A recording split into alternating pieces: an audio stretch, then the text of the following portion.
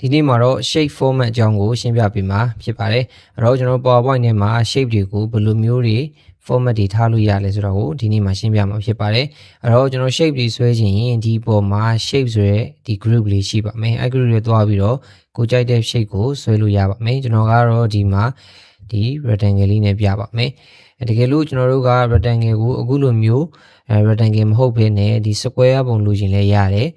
ဒီမှာဆိုရင်ကျွန်တော်ဆိုပါစို့ဒီကနေကျွန်တော်တို့ square ဆွဲခြင်း shift ကိုဖိပြီးတော့ဆွဲရင်အခုလိုမျိုး square လေးထွက်မှာဖြစ်ပါတယ်အဲ့လိုပဲကျွန်တော် subwine လေးလိုချင်လဲ shift ကိုဖိပြီးဆွဲရင်အခုလို subwine ရမှာဖြစ်ပါတယ် shift ကိုမဖိရနဲ့ဆွဲရင်တော့အခုလိုဘဲဥပုံလေးတွေရမှာ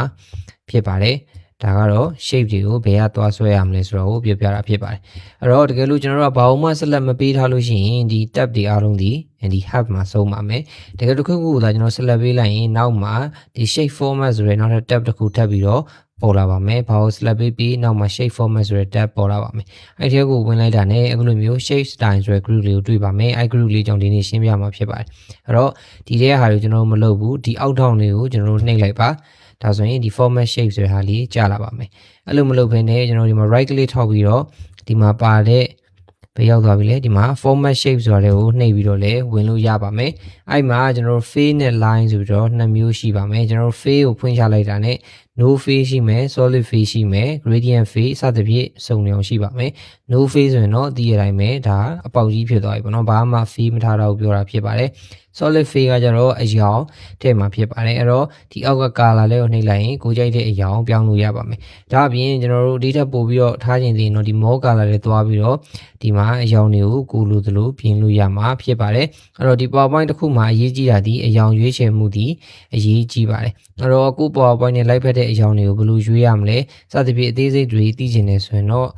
့ကျွန်တော်စီမှာ PowerPoint Basic to Advanced Online Class လေးရှိတယ်အဲ့ဒီမှာလာပြီး join ဖို့ပြောလို့ပါတယ်တရားကောင်ကျွန်တော် gradient ဖြစ်ပါမယ် gradient မှာဆိုရင်လည်းကျွန်တော်အကြမ်းမြင်ပြောပြပေးခဲ့ပါမယ်ဒီ preset တွေကိုနှိပ်လိုက်ရင်တော့ကျွန်တော်ဒီမှာ preset gradient လေးတွေထားလို့ရမှာဖြစ်ပါတယ်ပြီးရင် type ဆိုရင်လည်းဒီမှာ linear ဆိုရင်ဒီလိုမျိုးဖြစ်မယ်ဒီမှာ angle လေးထပ်ချင်ရင်အခုလိုမျိုးကြီးဖြစ်အောင်မယ်ပေါ့နော်ဒါဆိုရင်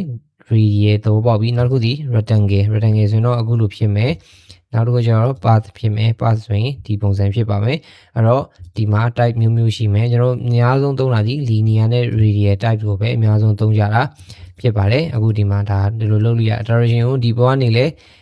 ဒီမှာသူပုံနမူနာလေးတွေပြထားတဲ့လိုမျိုးကျွန်တော်တို့လုပ်လို့ရပါတယ်အဲ့တော့ဒီမှာဆိုတော့ gradient stop လို့ခေါ်မယ် gradient stop မှာဖြည့်ခြင်းကျွန်တော်လွတ်တဲ့နေရာကိုထည့်လိုက်ရင် gradient stop တွေထပ်ဖြည့်တာနှုတ်ခြင်းကျွန်တော်ဆွဲပြီးတော့နှုတ်လိုက်ရင်ဒါဒီနှုတ်တာဖြစ်တယ်အဲ့တော့ဒီမှာတရောင်ထားမယ်ဒီမှာတရောင်ထားမယ်အဲ့နှစ်ရောင်ကိုသူတို့ gradient ကြားထဲမှာအရောင်ပြေးလေးဆက်ပေးတာဖြစ်တယ်အဲ့တော့ဒီဘက်ချင်းအရောင်ကိုကျွန်တော်ကအခုချိန်မှာဒီအရောင်လေးကျွန်တော်ထားလိုက်မယ်ပြီးရင်ဒီဘက်ကအရောင်ကျတော့ကျွန်တော်ကဒီအရောင်လေးထားလိုက်မယ်ဆိုရင်ကျွန်တော်အခုလိုအရောင်ပြေးလေးဆက်ပြီးတော့ဆက်ပြီးမှဖြစ်ပါတယ်ဒါဆိုရင်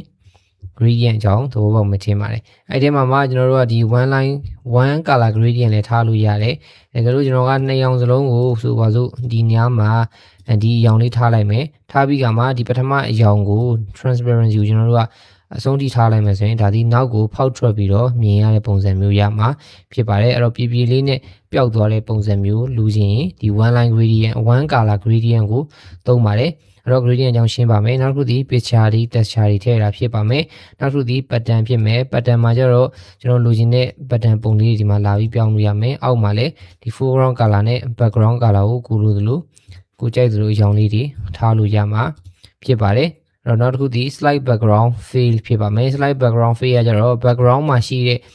ရောင်တိုင်း background မှာပုံရှိရင်ပုံရဲ့အဲ့ဒီနေရာမှာရှိတဲ့အရောင်တိုင်း fade ဖြစ်သွားမှာဖြစ်ပါတယ်အဲ့တော့ဒီမှာဆိုရင် background မှာဒီ no နှစ်ရောင်လေးရှိတော့ slide background fade ဆိုရင်သူဒီ no နှစ်ရောင်ပြောင်းသွားပါလိမ့်မယ်အဲ့ဒါဆိုရင် fade တဲ့အကြောင်းအားလုံးနားလည်မယ်ထင်ပါတယ်နောက်တစ်ခုဒီ line ဖြစ်ပါမယ် line မှာ solid fade ပဲကျွန်တော်ပြန်ထားခဲ့မယ်အဲ့တော့ line ကြောင်းဆက်သွားမယ်အဲ့ line မှာဆိုရင်ကျွန်တော် no line ဆိုရင်ရှင်းတယ်ဒီမှာဘာ line မှမရှိဘူးကျွန်တော်တို့ဒီမှာ solid line ဆိုရင်တော့ဒီမှာနောက်ထပ် line လုပ်လို့ရတဲ့ option လေးထပ်ပြီးတော့ပေါ်လာမယ်ဒီမှာတော့ပုံမှန်တိုင်းပဲကျွန်တော်တို့အယောင်ရွေးလို့ရမယ်ဒါဒီကျွန်တော်တို့ဘောင်ရဲ့ဒီ line ရဲ့ outline ရဲ့အထူအပေါကိုဒါနဲ့ adjust လုပ်လို့ရတယ်ပြီးရင်ပုံစံကိုကျွန်တော်တို့ဒီမှာထားလို့ရတယ်ပေါ့နော်ကျွန်တော်ဒီအတွန်းလေးလိုချင်အတွန်းလေးဒါတော့ကို PowerPoint design ရဲ့လိုအပ်လို့သုံးအောင်မှာဖြစ်တယ်နှစ်ကြောင်းလိုချင်နှစ်ကြောင်း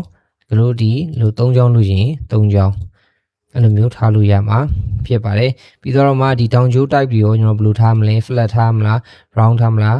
ဒါတွေလည်းရွေးလို့ရမယ်ဒီ join အကြောင်းတွေလည်းကျွန်တော်တို့ရွေးလို့ရမှာဖြစ်ပါတယ်အဲ့တော့ကျွန်တော်ဒီနေ့ရှင်းပြခဲ့တာဒီ shape တစ်ခုကိုကျွန်တော်တို့ဘယ်လိုမျိုးတွေအကြောင်းတွေပြောင်းမလဲ shape format ထဲသွားပြီးရင် shape format ထဲမှာရှိရဲ့ဒီ fade နဲ့ line တွေကဘာတွေလဲသူဒီဘက်မှာတော့ effect တွေရှိအောင်မယ် shadow တွေ reflection တွေရှိအောင်မယ်အဲ့ဒါတွေကိုနောက်နေ့သင်ခန်းတွေမှာကျွန်တော်ဆက်ပြီးတော့ပြောပြမယ်ဒီနေ့ပြောခဲ့တာဒီ fade နဲ့ line အကြောင်းဖြစ်ပါတယ်အဲ့တော့ boring ppt ဖြစ်ပါမယ်ကျွန်တော်ရဲ့ daily powerpoint tips and trick ရဲ့နံပါတ်012ဖြစ်ပါမယ်နောက်ထပ်ဒီလိုဟာကြည့်ရင်သင်အောက်က playlist ထဲမှာတစုစည်းတဲ့ကြည့်လို့ရပါမယ်ကျွန်တော် boring ppt channel မှာရှိတဲ့ကျွန်တော်ရဲ့ video တွေကသင်တို့အကျိုးရှိရဆိုရင်ကျွန်တော် comment မှာ yes လို့မှတ်ခဲ့ပေးပါအားလုံးကိုကျေးဇူးတင်ပါတယ်